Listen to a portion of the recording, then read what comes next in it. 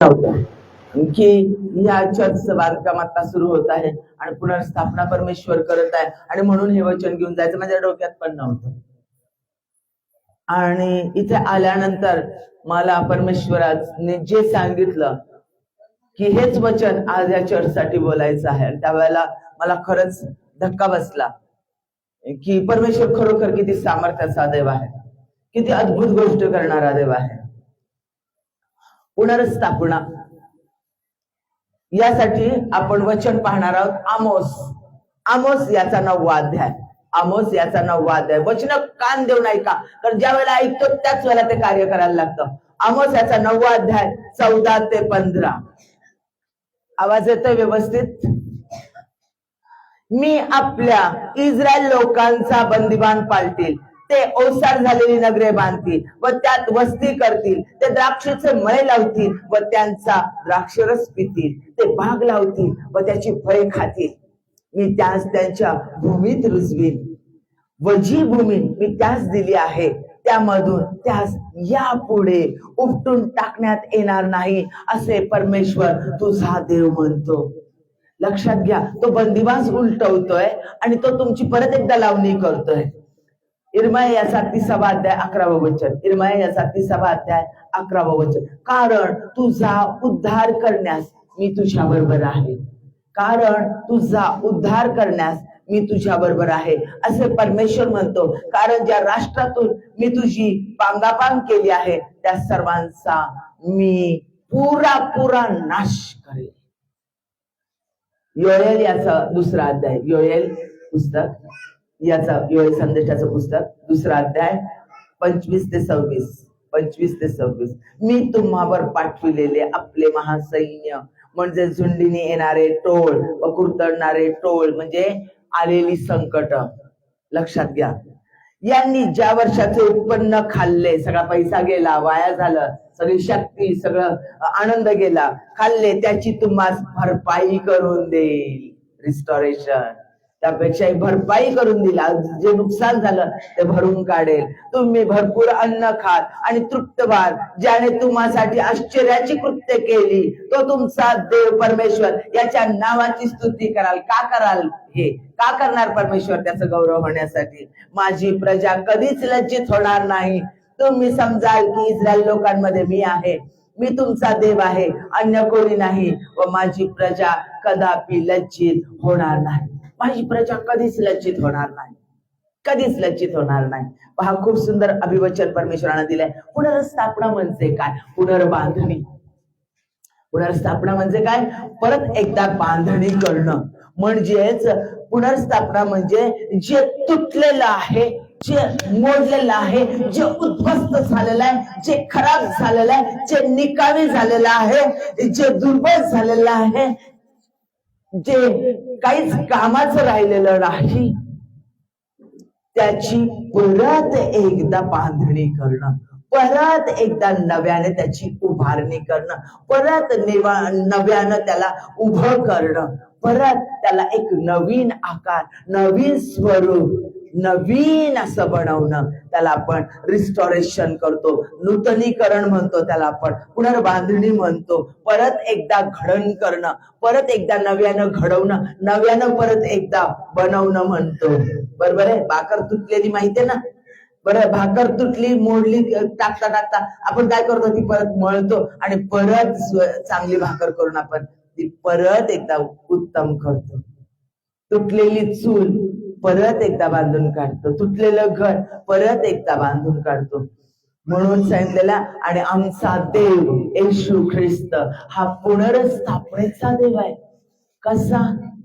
तिथूनच आपण उदाहरण पाहत आहोत. पहिलं उदाहरण आपण पाहत आहोत आपला देवादिदेव परमेश्वर येशू ख्रिस्त याचं. परमेश्वराने काय केलं? आदम आणि हवेला निर्माण केलं. त्याने त्यांच्या हातामध्ये सगळी सृष्टी दिली आणि त्यांना म्हटलं जा बहुगुणित व्हा, आणि त्यांना सगळं सत्ता दिली, सगळं प्रभुत्व दिलं, सगळी संपत्ती, सगळ्या पशूंवर, सगळ्या धनदौलतवर, सगळ्यांवर कब्जा करण्याचं समुद्रांवर, जमिनीवर, वायूवर सगळीकडे कब्जा करण्यासाठी त्यांना बुद्धिमत्ता देऊन, सामर्थ्य देऊन परमेश्वराने त्यांना अधिकार दिला, स्वामित्व दिलं आणि सांगितलं बहुगुणित व्हा, म्हणजे भरपूर लेकरं निर्माण करा. आणि आदामाला एकटं ठेवलं नाही, त्याच्यासाठी हवा निर्माण केली, जेणेकरून अनेक लेकर त्यांना उत्पन्न होतील आणि पृथ्वी ते व्यापून टाकतील.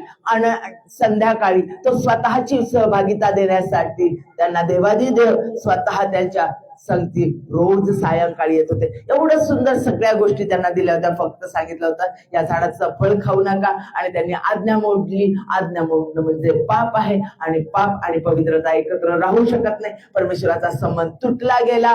ते स्वर्गातून त्या परमेश्वराने ठेवलेल्या ठिकाणातून बाहेर फेकले गेले. माझ्या प्रियांनो, त्याच ठिकाणी परमेश्वराने त्यांना रिस्टॉरेशनचं वचन दिलं की तुझं सीड या सैतानाची टाच फोडेल, तुझं सीड या सैतानाचं डोकं फोडेल, त्याची सत्ता, डोकं म्हणजे सत्ता, ते डोकं फोडेल आणि ते तुझी टाच फोडेल. माझ्या प्रियांनो, लक्षात घ्या, येशू ख्रिस्त येण्याचं अभिवचन परमेश्वरानं दिलं आणि येशू ख्रिस्त आमच्यासाठी या जगामध्ये आला.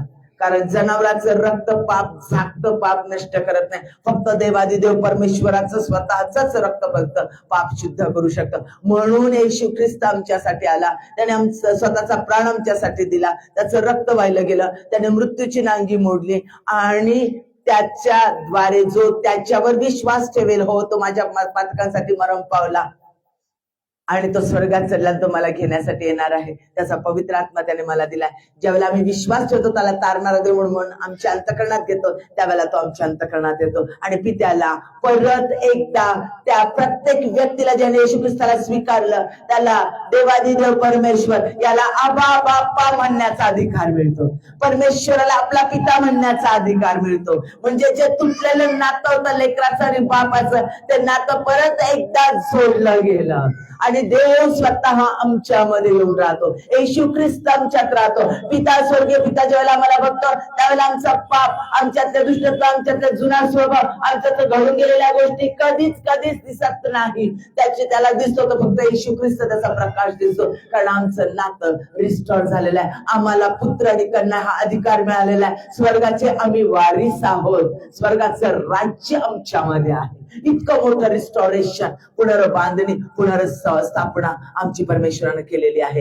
हे लक्षात आलं तुमच्या? म्हणजे नात्याची पुनर्स्थापना करणारा येशू ख्रिस्त, त्यासाठी त्याने स्वतःचा प्राण दिला आणि आपली नात्याची पुनर्स्थापना केली आणि आपल्याला परत एकदा पुत्र आणि कन्यांचं स्थान प्राप्त करून दिलेलं आहे. स्वर्गाचे वारीस आपण आहोत आणि स्वर्गाचं राज्य आमच्यात सुरू आहे. कारण परमेश्वर कुठे? अंतःकरणात. आणि जिथे परमेश्वर आहे तिथे स्वर्ग आहे. स्वर्गाचं राज्य आमच्यामध्ये सुरू झालेलं आहे आणि हे स्वर्गाचं राज्य प्रत्येकात सुरू व्हावं म्हणून आम्हाला जाऊन पृथ्वीच्या दिगंतापर्यंत सुवार्ता सांगायची आहे. माझ्या प्रियांनो, सगळ्यात पहिलं गोष्ट येशू ख्रिस्तानं रिस्टॉरेशन केलं, आपलं पित्या संगती पुनर्स्थापना केली नात्याची. दुसरं उदाहरण आपण पाहणार आहोत. रुथ ही यहुदी नव्हती. याह्वे परमेश्वराला न जाणणारी होती, परंतु ती नामीची सून होती. आणि ज्या वेळेला तिचा सासरा, नामीचा नवराही मेला, नामीचे दोन्ही मुलं मेले, म्हणजे हा रुथचा सासरा मेला, दीर मेला, तिचा नवरा पण मेला, सगळं उद्ध्वस्त झालं. सासू वयस्कर होती, अशा परिस्थितीत तिला लेकरू होऊ शकत नव्हतं. आणि त्या जुन्या काळामध्ये ती त्या सासूला म्हटली, तुझा देव तो माझा देव, तुझे लोक ते माझे लोक. आणि विश्वासाने ती इस्रायल लोकांमध्ये आली आणि परमेश्वराने चमत्कार केला आणि तिला तिच्याच नवऱ्याच्या वतनाचा, म्हणजे ज्याच्याकडे वतन, त्यांची जमीनदारी, त्यांच्या सगळ्या गोष्टी होत्या, जे आता गमावलेलं होतं, ते सगळं देणारा बवाज होता. त्या बवाजाने तिला आपली पत्नी करून घेतली आणि परत तिला लेकरू झालं आणि तिच्या त्या विधवेला परत लेकरू झालं. तिच्याच वंशामध्ये येशू ख्रिस्ताचा जन्म झाला. रुथ कोण होती? दाविदाची खापराची. रुथ ही दाविदाची खापराजी होती आणि त्यांच्याच दाविदाच्या वंशामध्ये येशू ख्रिस्ताचा जन्म झाला. म्हणून त्याला काय म्हटलंय?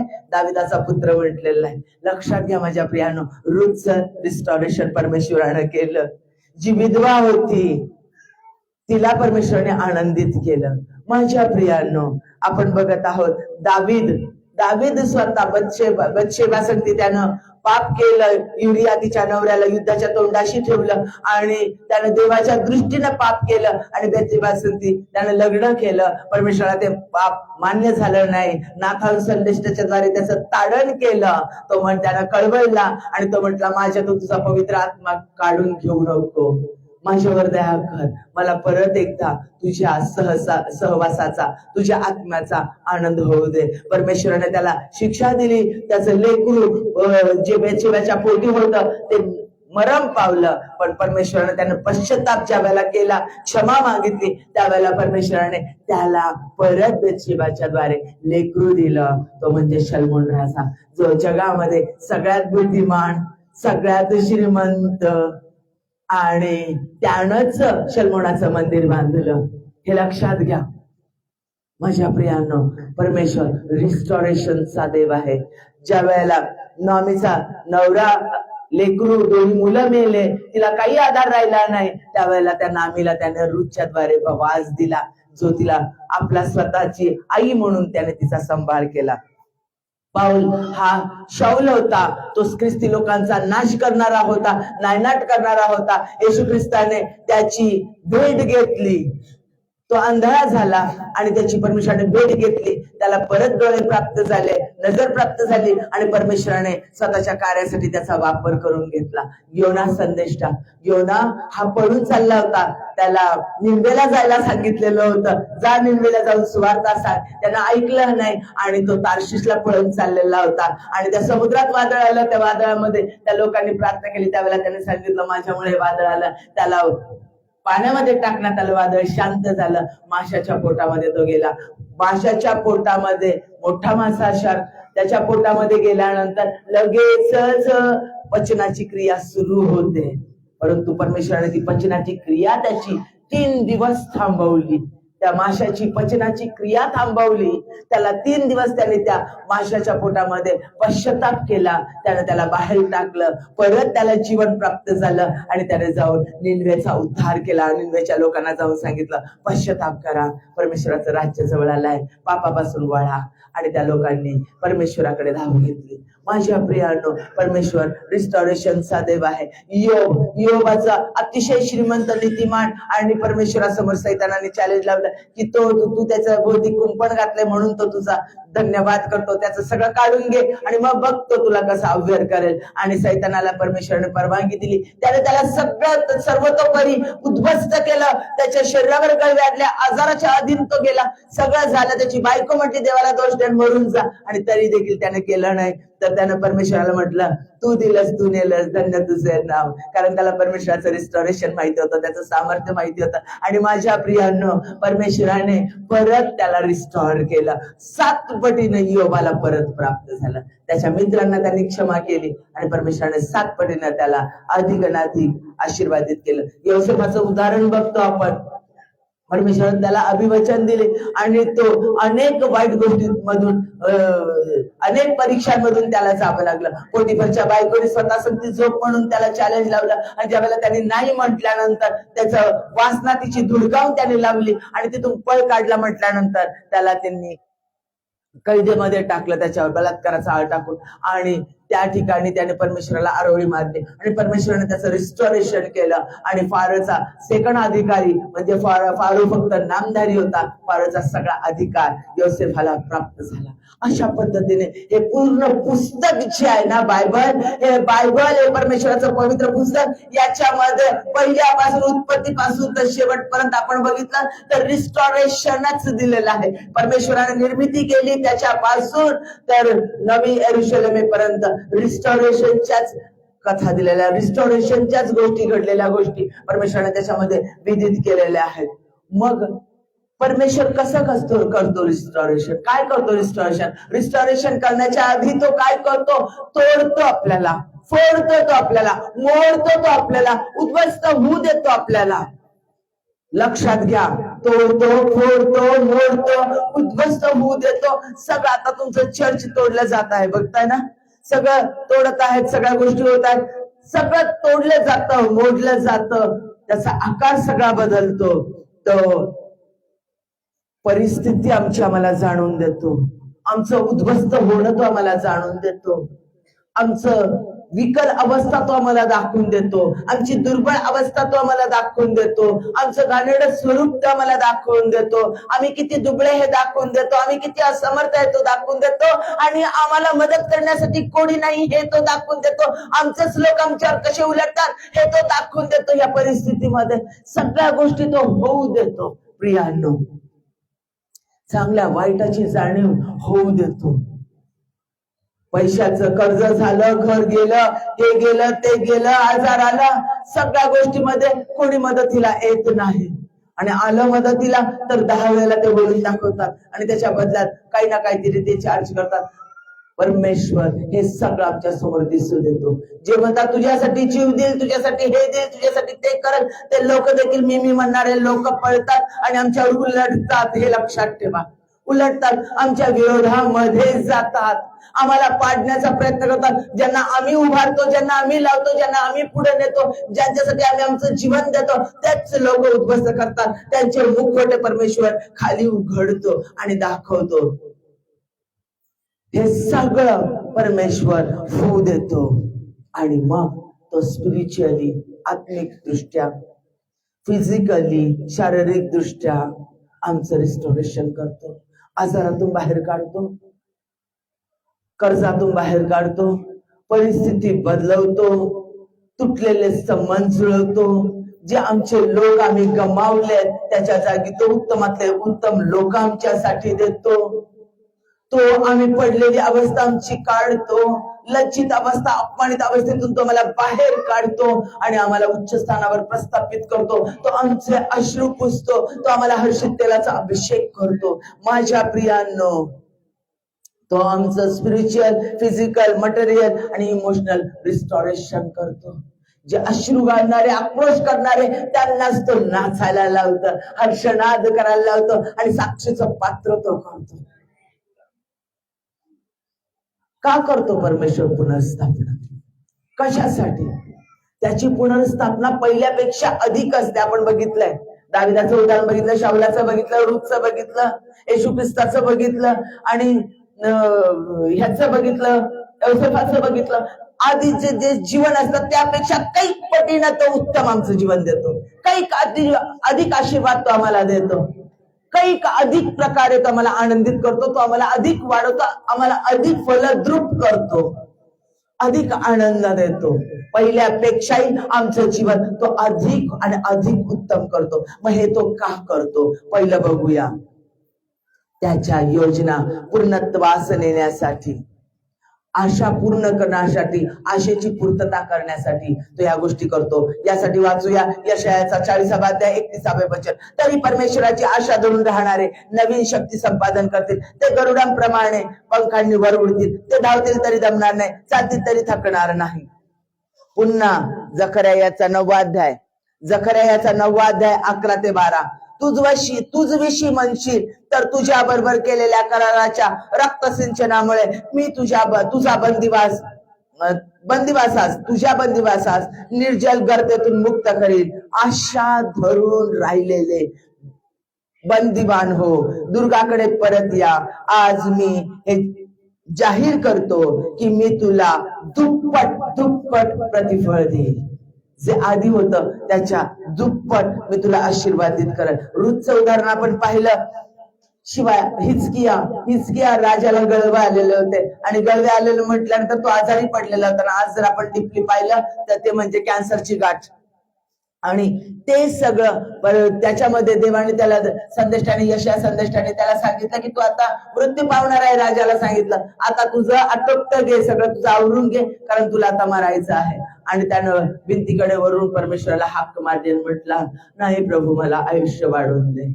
कळवळून त्यानं म्हटलं, आणि परमेश्वरानं त्याला रिस्टोर केलं. माझ्या प्रियांनो, परमेश्वरानं त्याला आरोग्य दिलं, त्याच्या शरीराचं रिस्टोरेशन केलं. ती गळव्याची ती गाठ झालेली ती गळून पडली, आणि त्याला 15 वर्ष परमेश्वरानं आयुष्य वाढवून दिलं, आरोग्य दिलं. तो आमचं शारीरिक रिस्टोरेशन करतो. त्याच्या योजना तो आमच्याद्वारे पूर्णत्वास नेतो. इस्रायल लोकांना बंदिवान करून नेलं. हे शल्मोनाचं मंदिर शल्मोनाने बांधलेलं पूर्ण जगामध्ये जे प्रसिद्ध होतं, जे बघायला शिबाची राणी येत होती, जगातले लोक येत होते, आणि हेच मंदिर बाबेलोन त्यांनी पाडून टाकलं, उद्ध्वस्त केलं. यरूशलेमचे कोट उद्ध्वस्त केले परमेश्वराने एज्रा नेहम्याच्या द्वारे. ते कोट आणि ते मंदिराचं परत एकदा पुनर्बांधणी केली. त्याच्या योजना पूर्ण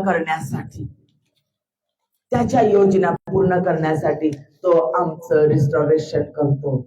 लक्षात घ्या, त्याच्या योजना पूर्ण करण्यासाठी त्यानं काय केलं? इस्रायल लोकांना बंदिवान करून नेलं. त्यांना इर्मया संदेष्टाच्या द्वारे सांगितलं की मी तुमचा बंदिवास उलटवेन. 70 वर्षांनी परमेश्वराने त्यांचा बंदिवास उलटवला. इस्रायल राष्ट्र नकाशातून नाहीसं झालेलं होतं, नकाशामधून काढलेलं होतं. त्याचं अस्तित्व कुठं नव्हतं. ते इस्रायल राष्ट्राची परत स्थापना झाली आणि आज जगातलं सगळ्यात दर्जेदार राष्ट्र म्हटलं, छोटस परंतु सगळ्यात प्रबळ म्हटलं तर इस्रायल राष्ट्र आहे. माझ्या प्रियानो, तिथं जे गुगलवर जर तुम्ही गेले, तिथं जे सगळ्यात जास्त जगातले शास्त्रज्ञ, तत्वज्ञ, सगळ्यात जास्त फिलॉसॉफर आणि शास्त्रज्ञ, सायंटिस्ट कुठे आहेत तर इस्रायलमध्ये आहेत. जगातली सगळ्यात प्रबळ शस्त्र यंत्रणा आणि गुप्तहेर यंत्रणा कुठलची आहे तर इस्रायलची आहे. सगळ्यात उत्तम कृषी यंत्रणा कुठलची आहेत, शोध सगळे कुठलचे आहेत तर इस्रायलचे आहेत. सगळ्यात हाय क्वालिटीचं राष्ट्र म्हणजे इस्रायल राष्ट्र असं म्हटलं जातं. माझ्या प्रियांनो, त्यांची पुनर्स्थापना करण्यात आली आणि ते राष्ट्र जे 70 वर्षांनी परमेश्वराने त्याचं रिस्टोरेशन केलं आणि त्यांना उत्तमातलं उत्तम परमेश्वरानं बनवलं. त्याच्या योजना तो पूर्णत्वास नेण्यासाठी आमच्या जीवनात सगळं घडून देतो पडचड, आणि मग तो आमचं रिस्टोरेशन करतो. दुसरी गोष्ट, परमेश्वराचं गौरव होण्यासाठी तो रिस्टोरेशन करतो. पुनर्स्थापना का करतो? का पुनर्बांधणी करतो? का तो आम्हाला उद्ध्वस्त झालेलंच राहू देत नाही? का आम्हाला तुटलेलं राहू देत नाही? का तो आम्हाला रडत असलेलं, आक्रोश करत असलेलं राहू देत नाही? तो आम्हाला परत उठवतो, परत आनंद देतो, परत अधिक उत्तम करतो. का करतो? कारण त्याचं गौरव करण्यासाठी करतो. 1 पेत्र याचा 5वा अध्याय 10वं वचन, आपल्या सार्वकालिक गौरवात यावे. आपल्या सार्वकालिक म्हणजे सततच्या, कायमच्या, कधी न संपणाऱ्या गौरवात यावे, म्हणून ज्याने ख्रिस्तामध्ये तुम्हाला पाचारण केले तो सर्व कृपेचा देव तुम्ही थोडा वेळ दुःख सोसल्यानंतर स्वतः तुम्हाला पूर्ण दृढ व सबळ करेल. तो तुम्ही दुःख सोसला, निराश झाला, तो तुम्हाला परत एकदा सबळ करेल, आनंदित करेल, हर्षित करेल आणि अधिक आणि अधिक पहिल्यापेक्षा उत्तम बनवेल. हे त्याच्या गौरवासाठी करेल. जकर्या याचा 2रा अध्याय 5व्या वचनात म्हटलेलं आहे, मी तुझ्या भोवती अग्नीचे कोट होईल आणि मी तुझ्यामध्ये गौरव होईल. त्याचं गौरव आमच्यामध्ये होण्यासाठी, त्याची महिमा आमच्यामध्ये होण्यासाठी तो आमचं रिस्टोरेशन करतो. आमच्या जीवनामध्ये आरोग्य देतो, तो आम्हाला प्रॉस्पेरिटी देतो, पैसा वैभव देतो, मान सन्मान देतो, तो आमचे अश्रू पुसतो, आम्हाला परत एकदा प्रेम सन्मान सगळ्या गोष्टी अधिक प्राप्त करून देतो. हे का करतो तर त्यांचं गौरव व्हावं म्हणून करतो. तो आपलं गौरव कधीच दुसऱ्यांना देत नाही. तिसरी गोष्ट, आम्हाला पूर्णतेकडे नेण्यासाठी परमेश्वर हे करतो. परमेश्वर पूर्णत्वाचा देव आहे. वधस्तंभावर त्यानं त्याचं कार्य पूर्ण केलं आणि तो म्हटला हे पूर्ण झालं आहे. तो पूर्णत्वाचा देव आहे. त्याने सृष्टी निर्माण केली, 7व्या दिवशी म्हटलं हे पूर्ण झालं आहे. 7व्या दिवसाला त्याने आशीर्वाद देऊन शपथ केलं. तो पूर्णत्वाचा देव आहे. माझ्या प्रियांनो, तो पूर्णत्वाचा देव आमच्या प्रत्येकामध्ये राहतो, ज्याला आम्ही त्याला तारणारा देव म्हणून स्वीकारतो आणि म्हणून तो आम्हाला परिपूर्ण करतो. जगात कोणतीच व्यक्ती, कोणता देवाचा संदेश, कोणत्या देवाची दासी, कोणीच परिपूर्ण नाही. फक्त आणि फक्त देव येशू ख्रिस्त परमेश्वर देवादी देव तोच परिपूर्ण आहे आणि तो आपल्याला परिपूर्णतेकडे नेतो. सतत आणि सतत चुका होतात, दोष होतात, परिपूर्ण कोणीच नाही, पण तो आम्हाला डे बाय डे, प्रत्येक क्षणाक्षणाला, प्रत्येक दिवसाला तो आम्हाला त्याच्यापर्यंत पूर्णत्वेकडे तो आम्हाला नेतो. बघा, 2 कोरिन्थीकरास पत्राचा 13वा अध्याय 10वं वचन, जो अधिकार प्रभूने पाडण्यासाठी नव्हे तो उभारण्यासाठी मला दिला आहे, त्या अधिकाराप्रमाणे जवळ आल्यावर मी कडकपणे वागू नये. इयोब याचा 42वा अध्याय 10वं वचन, इयोबाने आपल्या मित्रांसाठी प्रार्थना केली तेव्हा परमेश्वराने योबाच्या दुःखाचा परिहार केला. पूर्वी योबाची मालमत्ता होती, तिच्या दुप्पट परमेश्वराने त्याला दिली. दुसरे करंथीकरास पत्राचा 5वा अध्याय 17वं वचन. म्हणून जर कोणी ख्रिस्ताच्या ठाई असेल तर तो नवी उत्पत्ती आहे, जुने ते होऊन गेले, सगळे नवीन झालेले आहे. होशेयाचा 6वा अध्याय 1 वचन. चला आपण परमेश्वराकडे परत जाऊ, कारण त्याने आम्हास फाडिले व तोच आम्हास बरे करेल. त्याने आम्हास जखम केली, तोच पट्टी बांधेल. त्याने होऊ दिला आमच्या जीवनात जखम, त्याने होऊ दिला आम्हाला उद्ध्वस्त, त्याने होऊ दिला आम्हाला लज्जित फज्जित. तो अडवू शकला असता, पण त्याने हे सगळं होऊ दिलं की जेणेकरून आम्हाला सत्य समजावं, आमचे डोळे उघडावे, लोकांचं ज्ञान, परिस्थितीचं ज्ञान व्हावं, आमची दुर्बलता आम्हाला कळावी आणि परमेश्वराचं श्रेष्ठत्व आमच्यामध्ये जाहीर व्हावं आणि परमेश्वराचं गौरव रिस्टॉरेशनच्या द्वारे आमच्यामध्ये व्हावं. जेणेकरून जे जे लोक आमच्यामध्ये रिस्टॉरेशन पाहतील, पुनर्बांधणी पाहतील, परत एकदा उठणं, परत एकदा आनंद करणं, परत एकदा वैभवाने उभं राहणं, हे ज्या वेळेला लोक पाहतील त्यावेळेला परमेश्वराचं गौरव होईल, आमचं नाही. कारण हे करणारा परमेश्वर आहे. कारण आमचं दुर्बलता किती आहे, आमचं कमतरता किती आहे, आम्हाला मदत करणारे लोक किती दुर्बळ आहेत, आमच्याकडे किती कमी संपत्ती आहे, आमच्याकडे किती गोष्टी कमी आहे, याचा अनुभव परमेश्वर या कालावधीमध्ये आम्हाला येऊ देतो. संकटामध्ये, प्रश्नामध्ये, समस्यामध्ये, आजारामध्ये, याच्यामध्ये या सगळ्या गोष्टीचा अनुभव आम्हाला घेऊ देतो आणि मग तो इंटरव्हीन करतो, मग तो हस्तक्षेप करतो, मग तो स्वतः शब्द बोलतो आणि तो परिस्थिती बदलवतो, मनुष्य बदलवतो, समय बदलवतो आणि आमच्या आश्चर्याचं रूपांतर आनंदात करतो, आम्हाला हर्षित करतो. पुढचं म्हणजे त्याच्या लोकांना शिकवण्यासाठी तो आम्हाला शिकवतो. या सर्व परिस्थितीमध्ये आम्हाला तो शिकवतो. संकटाच्या कालावधीमध्ये आमचं रिस्टॉरेशन करत असताना तो आम्हाला शिकवतो. इर्मियाचा 17वा अध्याय 14 वचन. हे परमेश्वरा, मला बरे कर म्हणजे मी बरा होईल, मला तर म्हणजे मी करेल, कारण तू माझा स्तवन विषय आहेस. आमच्या दुःखात, आमच्या समस्यामध्ये तो आम्हाला खऱ्या अर्थानं स्तवन करणारा असा बनवतो की या परिस्थितीमधून परमेश्वराचं स्तवन तुम्ही कराल. स्तोत्रसंहिता याचा 71वा अध्याय 20 आणि 21 वचन. तुम्हाला भारी संकटे भोगाव्यास लावली तरी तू माझे पुनर्जीवन करशील. खूप संकट भोगायला लागले, त्रास भोगायला लागला, पण तू माझं पुनर्जीवन करशील आणि मला पृथ्वीच्या अधभागातून परत वरती आणशील. तू माझे महत्व वाढव आणि माझ्याकडे वळून माझे सांत्वन कर.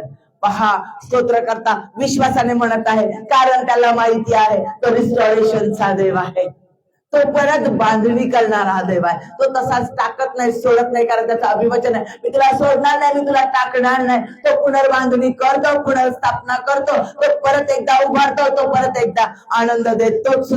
तो कधीच बदलत नाही. तो मनुष्य नाही की बदलावं. वचन दिलेलं वचन तो पूर्णत्वास नेतो. गणनामध्ये त्याने सांगितलंय. रिस्टॉरेशन का करतो? शेवटचा आपण बघत आहोत, आनंद करण्यासाठी. का करतो? आनंद करण्यासाठी. स्तोत्राचा 51वा अध्याय 12वं वचन. तू केलेल्या उद्धाराचा आनंद मला होऊ दे, पुन्हा होऊ दे आणि उत्सुकतेच्या आत्म्याने परत एकदा मला आवरून धर. यशायाचा 61वा अध्याय 7वं वचन. तुझ्या अप्रतिष्ठेचा मोबदला तुम्हास दुप्पट मिळेल. जिथं अप्रतिष्ठा झाली, अपमान झाला, त्याच ठिकाणी मी तुम्हाला प्रतिष्ठा प्राप्त करून देईल, असं यशाया 61:7 वचनात म्हटलेलं आहे. आपल्या उपमर्ताबद्दल मिळालेल्या वतनानेच ते आनंद पावतील, असे ते आपल्या देशात दुप्पट वतन पावतील. त्या सार्वकालिक आनंद प्राप्त होईल. सर्व काळचा आनंद परमेश्वर दे. परत एकदा तो आनंद देण्यासाठी तुम्हाला सांगत आहे, मी तुला परत आनंद देईल, मी परत तुझी उभारणी करेल. रोमकारास पत्राचा 15वा अध्याय 13वं वचन.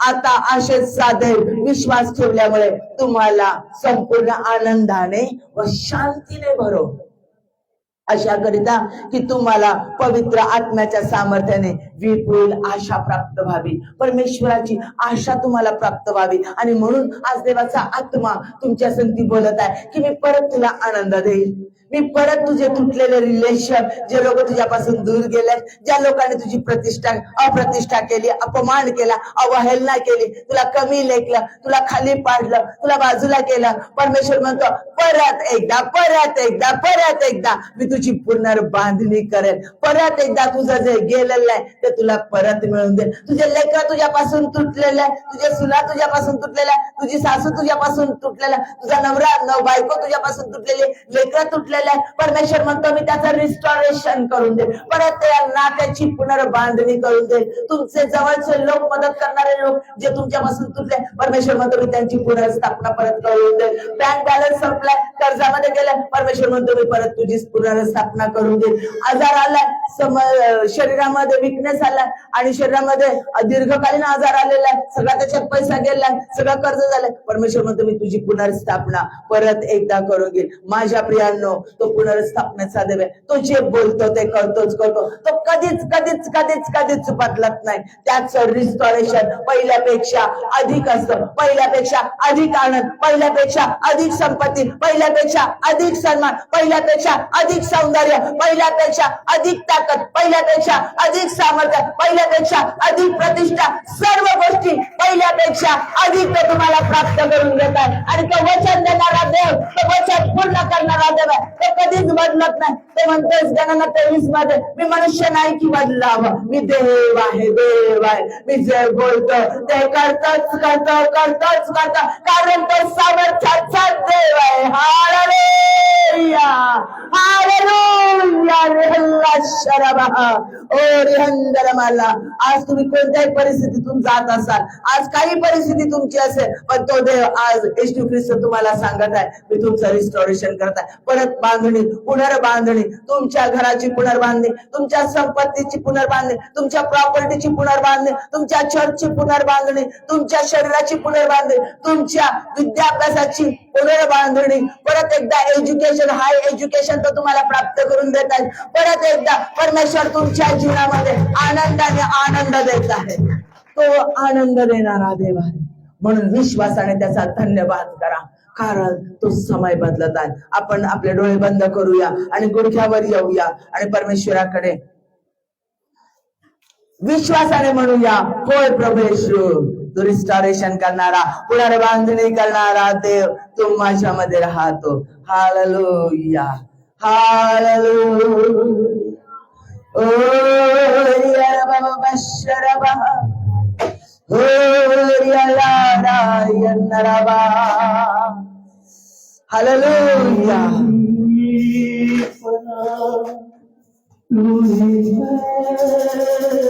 तो तुमची पणा आहे, आश्रयाचं स्थान आहे, बळकट दुर्ग आहे.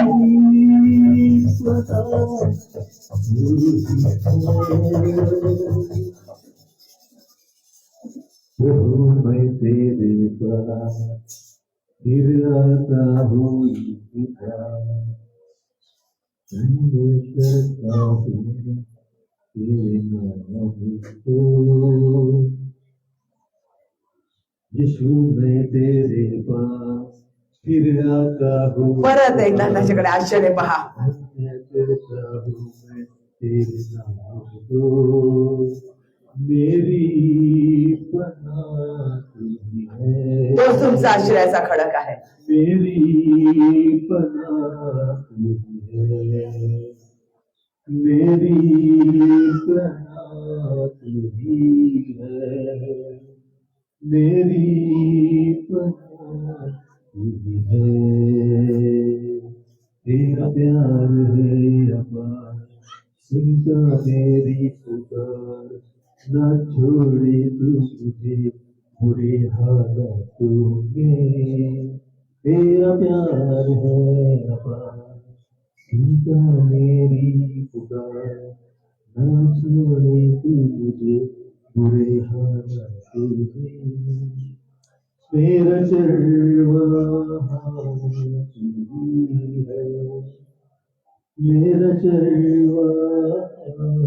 आमेन, आमेन. मेरा चलवा, मेरा चलवा, आमेन, आमेन.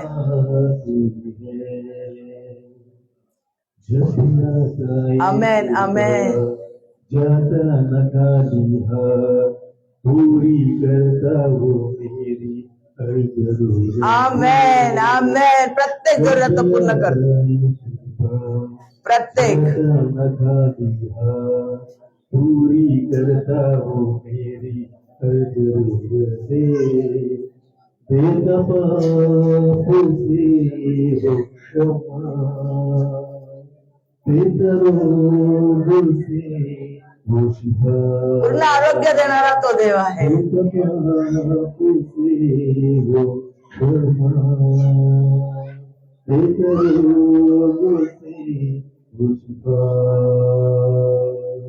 चट्टान है मेरा घर है मेरा बर्द है हमदर्द है चट्टान है Amen. मेरा घर है मेरा बर्द है यीशु चट्टान है मेरा घर है मेरा बर्द है हमदर्द है चट्टान है मेरा घर है मेरा बर्द है यीशु मेरी पनाह वही है मेरी Amen. Amen.